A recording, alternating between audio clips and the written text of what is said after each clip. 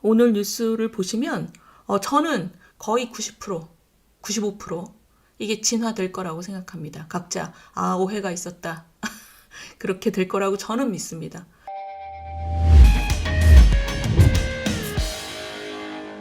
제가 이 뉴스를 준비하면서 이번 주는 북한 얘기 말고는 좀 큰 얘기가 없구나, 다행이구나 이랬거든요. 근데 어제 오후부터 이제 참 어제 오후에 어제 점심 때죠? 그 무슨 쿠키뉴스라는 데서 대통령실하고 국민의힘 비대위원장 간의 불화설을 이제 보도를 했습니다. 그래서 그때까지만 해도 이거 서로 그냥 조율해서 나오는 거 아닌가 이랬는데 저녁 때가 돼서 뭐 난리가 난 거죠. 오늘 우리 채팅방에 국민의힘 지지자들은 지금 뭐 심란하다, 뭐 지금 또 탈당할란다.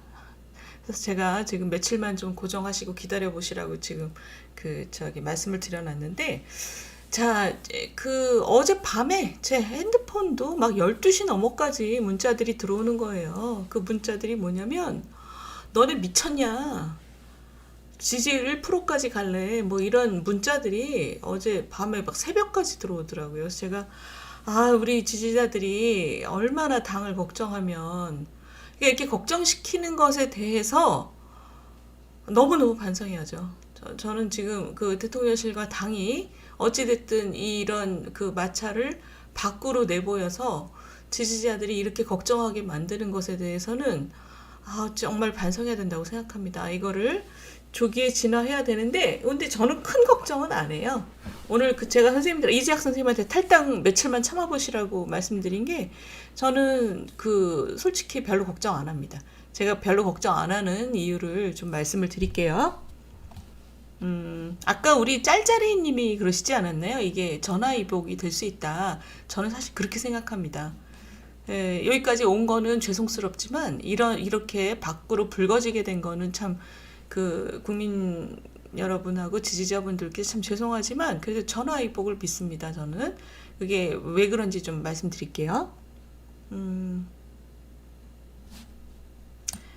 자, 오늘은 정치 뉴스 그거부터 잠깐 얘기하고 지나갈게요. 저는 뭐 길게 얘기할 것도 없다고 생각합니다. 사실은 걱정들이 많으신데, 어제 터진 얘기라, 일요일 저녁에 이게 터진 얘기라, 어제 낮에 쿠키뉴스, 저녁에 채널A 이렇게 해갖고 지금 저녁에 이게 무슨 일인가 싶으셔서 다들 저 걱정이 많으신데, 그 얘기 잠깐만 할게요.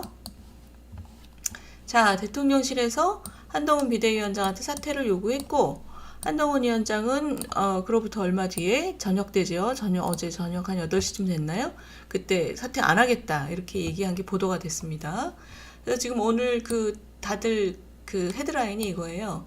대통령실과 여당이 총선 80일 앞두고 초유의 전면전. 근데 이건 뭐 저는 헤드라인이 약간 과장됐다고 보는데 무슨 전면전이겠어요. 그러나 이게 팩트는 뭐냐면, 이관섭 대통령 비서실장과 그리고 윤재옥 대표가, 그죠? 윤재옥 대표가 한동훈 비대위원장과 만나서 사퇴하라고 했다는 대통령의 말씀을 전달했다.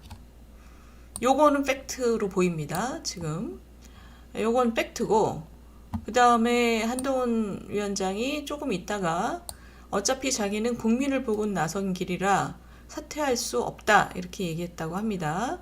그래서 이것의 발언의 내용은 뭐 마포 의뢰 김경률 비대위원을 공천한 것이 사천이냐 이 논란이라고 하지만, 사실 계양 의뢰 누구죠? 원희룡 장관을 소개시킨 것하고 마포 의뢰 김경률 위원을 소개시킨 것하고 사실 거의 같은 상황인데, 원희룡 장관에 대해서는 별 얘기가 없었거든요. 그리고 김경률 비대위원도 사실 아직 공천이 된 건 아니죠.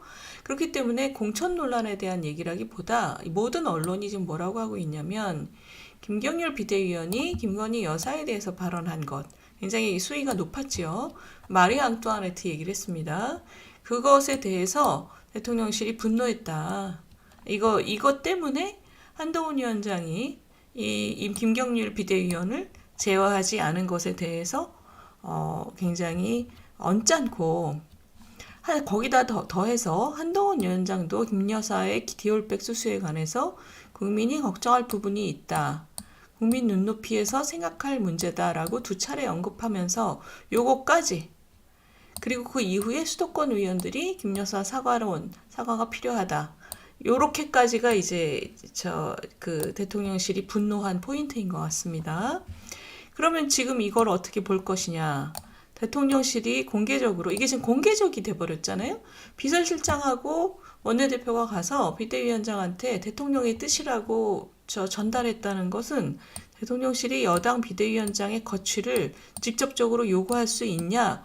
우리 법에 의하면 대통령의 당무 개입은 금지되어 있습니다.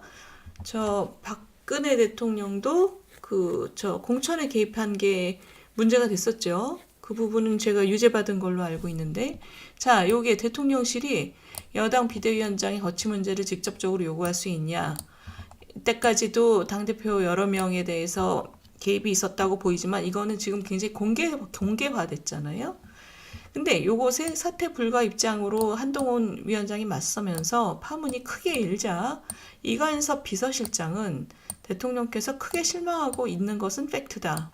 그러나 잘해보자는 취지로 만나서 얘기했다. 이게 좀 애매하죠. 그죠? 잘해보자는 취지로 얘기하는 사람한테 너 나가라고 얘기하지는 않으니까. 근데 어쨌든 요건 뭐냐. 파문을 지금 마무리하려고, 매듭 지으려고, 확산을 방지하려고 한 발언으로 보입니다. 이관섭 실장은. 자, 보시면, 그러나 이 몇몇 언론에서는 한동훈 위원장이 설까지 버틸 수 있나? 이런 우려를 제기하고 있습니다. 왜 그러냐? 이게 대통령실에서 말했다고 그 비대위원장이 물러나는 건 아닌데, 지금 문제를 보면, 보세요. 초선 윤 대통령의 복심이라고 알려져 있는 이용 의원이 그 단체 대화방에서 한 위원장에 대한 지지가 철회됐다라는 내용의 글을 공유한 것이 어제 오후고요. 그러면서 하는 얘기가 지지율은 김건희 여사가 또는 대통령이 사과를 하거나 말거나 지지율하고 상관없다. 민주당은 들깨처럼 물어뜯을 것이기 때문에 사과하면 안 된다. 그리고 장례찬 이분도 이제 윤 대통령의 신복이라고 알려져 있지요. 이분 얘기는 김건희 여사는 피해자인데, 공작 몰카의 피해자인데 왜 사과를 하냐? 가해자가 사과해야지. 이 두 가지 논리가 지금 대통령실에서 강하게 밀고 있는 논리인 것으로 보입니다. 문제는 뭐냐면 이 상황에서 이제 TK 의원들의 움직임이 심상치 않다는 거예요.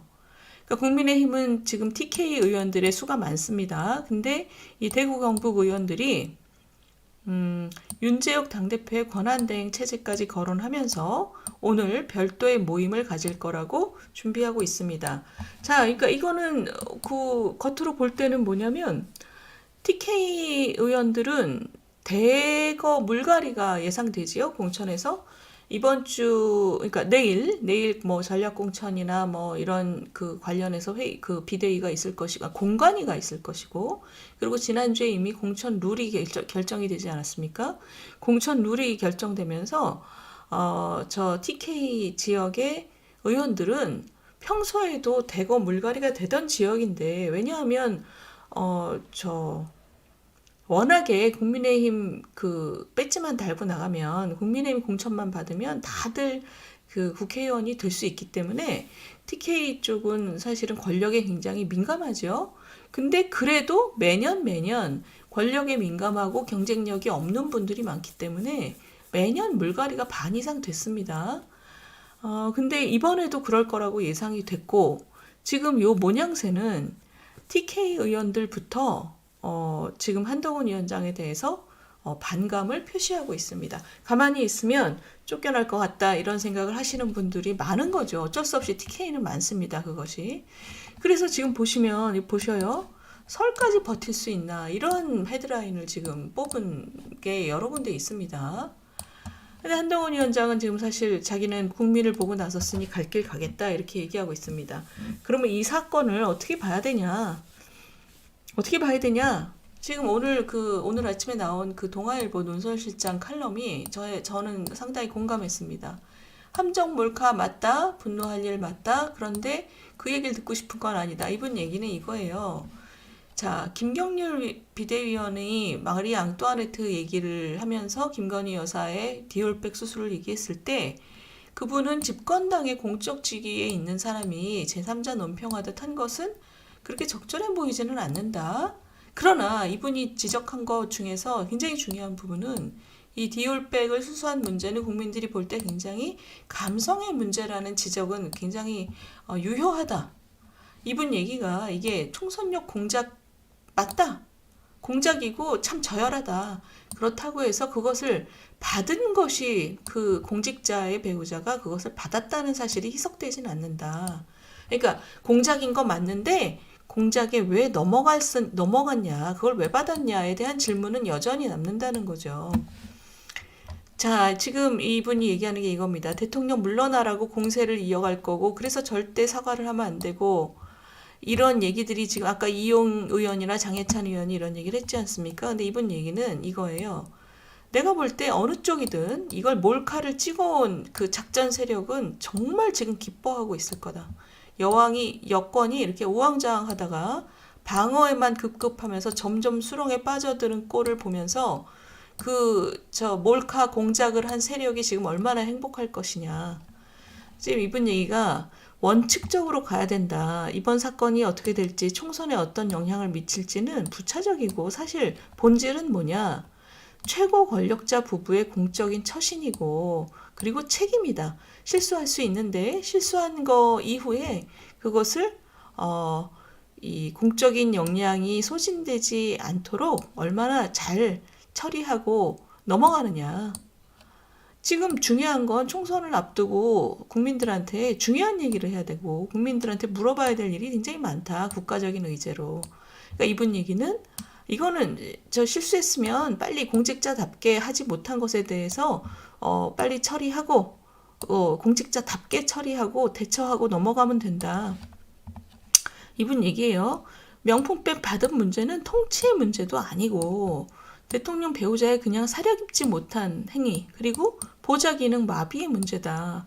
이거는 작은 문제다. 사실상 단순한 문제고 작은 문제다. 근데 여기에 대해서 지금 한동훈 비대위원장과 용산이 정면 충돌하는 상황까지 벌어지니 어이가 없다입니다. 이분 얘기는 총선에 플러스되고 마이너스되고는 여의도 너네끼리 따질 문제지 국민들의 관심사는 그게 아니고 가장 원칙적이고 정직하게 정권이 대처하기를 바란다. 정직이 최상의 방책이다. 대통령은 팩트에 대해서도 알려야 되지만 좋든 싫든 국민 시선에서 응대하고 설명할 의무가 있다. 공작에 당했다는 억울한 점 그거 다 인정하는데 그래도 좀 자기 주변에 대해서는 더 엄격하게 잣대를 적용해야 된다. 이분이 굉장히 지금 원칙적인 얘기를 한 겁니다. 근데 저는 공감이 가는 게 뭐냐면 이거예요. 이 문제는 지금 통치의 문제가 아니라 국가적인 국정을 하면서 어마어마하게 무슨 권력을 남용했다거나 국민에게 큰 잘못을 했다거나 이런 게 아니고 그냥 배우자의 사려 깊지 못한 행동 그리고 그것이 그 보좌 기능은 뭘 했느냐 요거는 상대적으로 작은 문제라는 거죠. 상대적으로 작은 문제이기 때문에 선제적으로 국민들에게 이것을 설명하면 된다. 국민들의 눈높이에 맞춰서. 근데 지금 유감스러운 것은 뭐냐. 저는 한동훈 비대위원장이 요 얘기를 할 때 국민 눈높이에서 생각해봐야 될 문제가 있다라고 지적했을 때 그 지적들은 합리적인 지적이고 또 수도권 선거를 하려면 국민 눈높이에서 생각해야 되는 것도 맞는데 용산하고 교감을 하면서 말씀하셨을 거라고 저는 생각을 했어요. 왜냐하면 두 분의 신뢰관계가 되게 깊으니까. 근데 어제 이 난장판이 난 걸 보면 용산하고 별로 교감이 없었던 것 같습니다. 그리고 용산도 지금 이 문제를 이렇게 키울 문제냐. 지금 이 동아일보 논설실장의 말이 그거잖아요. 이 문제가 그렇게 큰 문제로 국민들한테 지금 여당의 초유의 전면전을 할 만큼의 문제냐. 그렇지 않지요. 이 문제는 이 문제의 수준에 맞게 대처하고 국민들한테 설명하면 되는 문제라고 생각합니다. 그렇기 때문에 지금 아까 그 이관섭 비서실장이 기사들이 막 물으니까 그랬다 그러잖아요. 잘해보자는 취지에서 얘기했다. 이 파문이 총선을 완전히 말아먹을 만큼의 파문으로 키워나가면 그게 누가 됐든 역사 앞에 죄인입니다. 총선을 이렇게 말아먹으면 남은 3년은 대통령이 하는 모든 정책에 힘이 실릴 수 없기 때문에 대통령실 자체가 망하는 것이고, 그리고 대한민국이 3년 동안 멈춰 서게 됩니다. 그러니까 이 문제를, 이렇게 크지 않은 문제를 이렇게 키워서 국민들 앞에 지금 초유의 전면전 이러면서 그 총선을 망치게 되면 여권과 대통령실 모두가 역사 앞에 죄인이 되는 거기 때문에, 이분들이 오늘 다 아침에 일어나서 새벽에 다 각종 언론을 체크하셨을 거 아닙니까? 각종 언론의 사설이 다 뭐냐면 너네 미쳤냐입니다. 지금 대통령실과 여당한테 당신들 미쳤냐 지금? 이거거든요. 총선 80일 남겨두고 이게 그렇게 싸울 문제냐? 국민을 뭘로 하냐? 지지자를 뭘로 하냐입니다. 그리고 그 밑에 저변에는 지금 공천에서 잘리면 안 될 거라고 생각하는, 잘리기 싫어하는 기득권, 여당 내 기득권이 있는 거죠. TK 의원들이. 지금 이 여론의 추이를 보면 여론이 그 조중동 또 중도 그리고 진보 언론들까지, 진보 언론들이야 뭐 약간 신난 측면도 있지만 중도 언론들까지 합쳐서 나라가 지금 이렇게 어렵고 급박하게 변화하는 위기 상황 속에서 총선을 잘 치러서 정부 여당이 마비가 되면 안 된다. 적어도 정부 여당이, 대통령실이 일을 잘해야 되고 정부가 일을 잘해야 되는데 지금 이럴 때야 너네 미쳤냐입니다. 요런 그 오늘 언론의 그 주장을, 언론의 그 반응을 대통령실도 보고 한동훈 위원장도 볼 것이기 때문에, 저는 아까 우리 시청자 여러분들께서 많은 걱정을 해주셨지만 우리나라의 그 대통령실과 정부 그 여당이 그 정도로 바보는 아니라고 생각합니다. 너네 미쳤냐 하는 이런 언론의 반응을 보고 이제 수습 국면으로 들어갈 것이고, 국민 눈높이에 맞는 반응을 할 거라고 생각합니다. 지금 한동훈 비대위원장한테 나가라고 했다라는 얘기가 밖으로 불거진 것에 대해서 저는 굉장히 유감이고요. 그러나 그것이 아까 우리 짤짤이님이 그러셨죠? 이게 전화위복이 될 수 있다. 전화위복이 될 수 있다는 것은 이것을 조기에 진화하고, 그리고 당이, 대통령실이 당대표한테 너 나가라 마라 이건 정상이 아니거든요. 그런 거부터 이제 정리해 나가는 그런 게, 이제는 그런 그 관행이나 관습 그런 거를 이제는 해소해 나가는 기회가 돼야 된다고 생각해요. 그래서 오늘 보시면 내일이 그 전략공천 관련해서 저 공관위에 발표가 있는 날이거든요. 그렇기 때문에 오늘 이것이 진화가 될 것이냐, 더 난장판이 될 것이냐가 판가름이 나는 게 바로 오늘입니다. 오늘 뉴스를 보시면 저는 거의 90%, 95% 이게 진화될 거라고 생각합니다. 각자 오해가 있었다. 그렇게 될 거라고 저는 믿습니다. 그 정도로 그 상황을 관리하는 능력이 없으면, 그리고 국민의 눈높이를 모르면 정부 여당의 대통령실도 그렇고 여당도 그렇고 자격이 없는 거죠. 저는 뭐 그 정도의 능력은 있을 거라고 믿습니다. 제가 전에부터 그 말씀 드렸잖아요. 이건 그냥 그 특검하고 관련해서 제가 우리 시청자 여러분들하고 얘기해 온 것이, 어차피 신년 기자회견 해야 되고 신년 기자회견 자리에서 질문 몇 개 받고 그 자리에서 이 선은 이렇고 후는 이렇다, 지금 사려 깊지 못했다, 그거에 대해서 국민 눈높이에 맞지 않았고 그거에 대해서는 죄송하다, 그러면 뭐 이 문제는 신년 기자회견 하면서 그 솔직 담백하게, 그런 거 잘하시잖아요 대통령께서. 그 솔직하게 인정할 거 인정하고. 근데 이걸 갖다 계속 이렇게 뭉개고 방어하려고 하니까 지금 스텝이 꼬인다고 저는 봐요. 이거 큰 잘못도 아니고 아주 무슨 나라를 말아먹는 죄도 아니고, 저도 좀 선제적으로 좀 국민의 눈높이보다 살짝 높은 수준에서 대응하는 게 좋다고 생각합니다.